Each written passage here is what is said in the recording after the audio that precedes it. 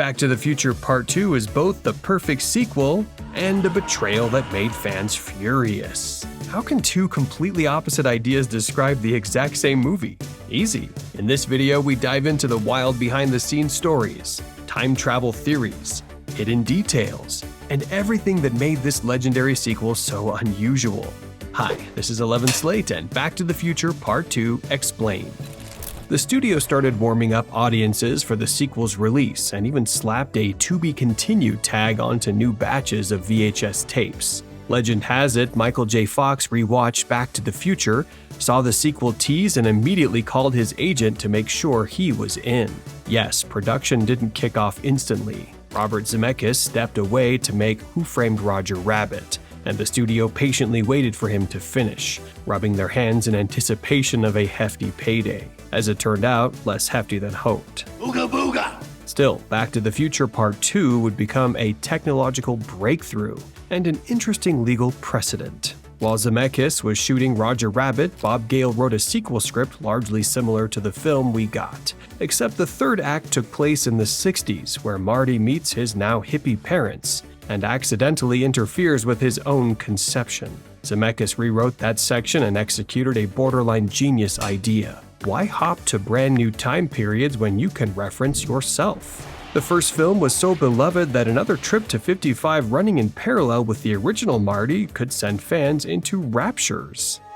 Talk about deja vu. One more problem. The script was so big they decided to split it into two movies, shoot them simultaneously, and release them 6 months apart. Yep, the trip to the Old West was originally planned as Part 2's finale. Not that cinema had never done this. You see, the 70s Three Musketeers shot at once and split in two, but it wasn't common either.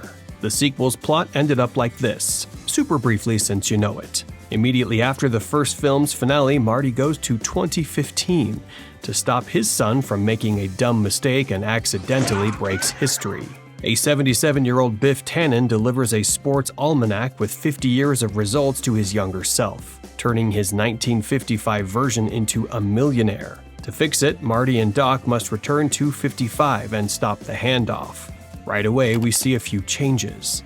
First, a new Jennifer. Claudia Wells has stepped away from acting for family reasons, so Elizabeth Shue took over. The ending scenes were reshot with her, and they changed one more detail: 1985 Biff. In the original finale, he looks like a harmless pushover. Now his makeup with that prominent, almost primitive brow adds a sinister aura. The very fact Jennifer is in the DeLorean, Zemeckis and Gale say, proves they had no sequel plans. If they'd intended one, Doc and Marty would never have taken her to the future. She has nothing to do in the plot, so they knock her out quickly to keep her out of the way. How many kids? Doc, what the hell are you doing? And we see 2015. I love seeing near future on screen, especially when it's already our past. That's faith in progress for you. Cars fly, trash is fuel, kids zoom around on hoverboards, Nike shoes self-lace, and Jaws 19 is in theaters.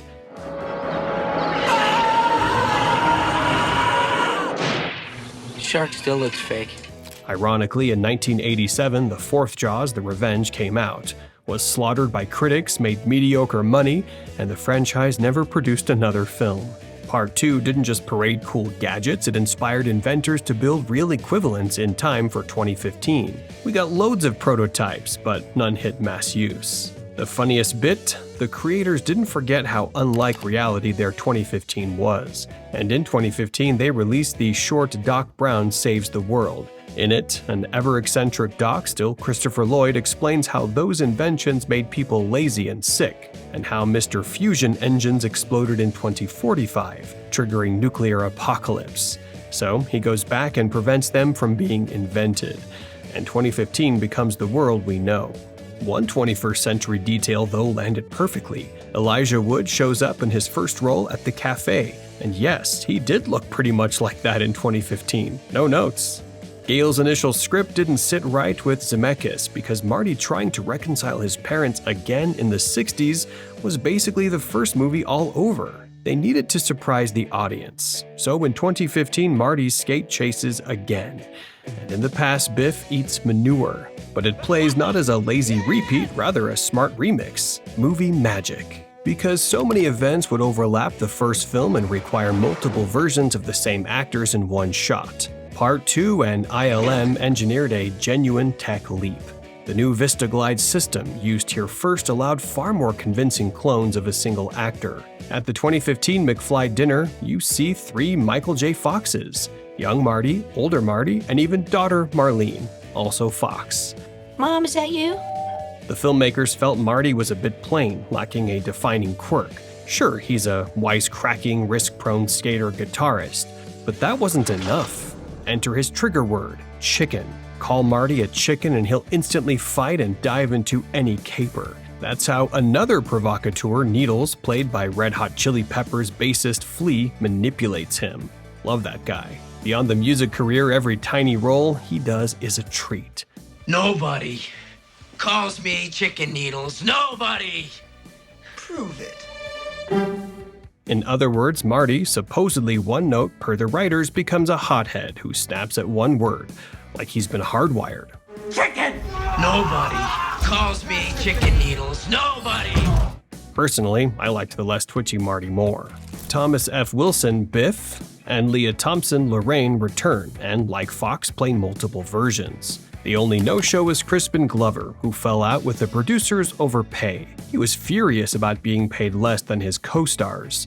You are terminated! Glover slammed the door and never looked back. Bob Gale, for his part, wrote George McFly out, hence George being dead in the alternate 1985. Then the movie came out and, surprise, Glover appeared anyway. Archive shots were used in places, and elsewhere, actor Jeffrey Weissman wore a Glover-like prosthetic. Look closely and you'll spot it. Crispin Glover sued Universal for stealing his likeness and won $765,000. That set an important Hollywood precedent. Producers stopped using an actor's face without permission. Back to the alternate 1985, Biff gets rich on bets, builds his own Trump Tower in downtown Hill Valley, turns the town into a crime pit, and finally wins Lorraine. Are you all right? I'm fine. It's just that you're so... Mom, that can't be you. Big. According to the casino's Puff documentary about him, his first wives were Marilyn Monroe and fellow 50s and 60s sex symbols Jane Mansfield, both of whom died in suspicious circumstances. Biff is definitely guilty. Bob Gale has said he modeled Alt Biff on Donald Trump, ultra-rich, omnipotent, tower and all. In some shots, the resemblance is uncanny. God bless America. Doc explains that Biff's wealth created a parallel reality. Aha, so the time travel model here matches what, say, the MCU later used. So Back to the Future is a bunch of bullshit? Every crushed butterfly spawns a new branch running alongside the prime timeline. Only travelers surfing specific lines can perceive the differences. The grim part, Marty's original timeline goes on without him. His parents, siblings, and Jennifer search for the missing kid and never find him, probably blaming those Libyan terrorists. And Marty can never return to his native line. Since the key event can't be undone, Lorraine's dad will still hit him with the car and set the original film in motion. Right now, our heroes are limited to moving along lines, forward and back. I'm pretty sure if new Back to the Future films existed, the characters would start hopping between parallel universes, like this. The crucial mercy, people living in rewritten realities don't dissolve in agony, they keep on living, even in Biff's mangled world. Then again, there's a scene that raises nasty questions if you ignore script drafts. When old Biff hands the almanac to his younger self, he returns to 2015 and falls ill. Heart trouble? If you watch the deleted scene, he actually fades away like Marty at the school dance, meaning changing his past erased old Biff. Instant karma. And since we see no other people before the jump back, cars don't count. They could be on autopilot. Imagine that happening to the whole world. The comedy becomes a disaster movie where every jump annihilates entire realities. But dig into the expanded script and you find young Biff gets killed in the 90s. Lorraine finally snaps and shoots her abuser, so old Biff can't exist in 2015. Doesn't that mean the handoff created a brand new branch that shouldn't affect old Biff? On the one hand, Doc sketches a multiverse. On the other, the film keeps pushing linearity, where future versions vanish when the past changes. Paradox or goof? Time travel scholars, drop your Back to the Future cosmology in the comments.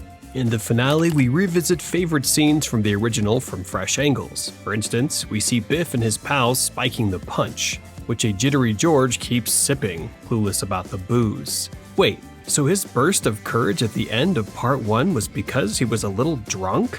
That's why he blew off the risk of getting pummeled? Layer that over his alien warning and you get this. Biff accidentally armed his rival by getting him tipsy. Watching characters interact with themselves and slip into familiar scenes is pure joy, and the sequel's prime delight. When I have kids, I'm gonna let them do anything they want. Anything at all. Yeah, I'd like to have that in writing. No wonder Doc says 1955 is a critical node. Know why? Because there are 4 time machines present in 55. No surprise the universe noticed. Let's count. The first DeLorean, Marty's original trip from 85. Second, Old Biff's arrival. Third, the heroes flying in from Alt 85. Fourth, the one hidden in a mine. We learned about it in part 3. That's a serious strain on space-time. At the end, Doc is hurled into the 19th century, and Marty is stuck in 55. The movie keeps winking at the Old West. Donald, Biff watches a fistful of dollars. His casino doc mentions ancestor Mad Dog Tannen. The faulty DeLorean keeps rolling its clock to 1885. It ends with "to be concluded" and a trailer for Part 3, not a common practice. Why wasn't it common? Because Part 2's ending enraged fans.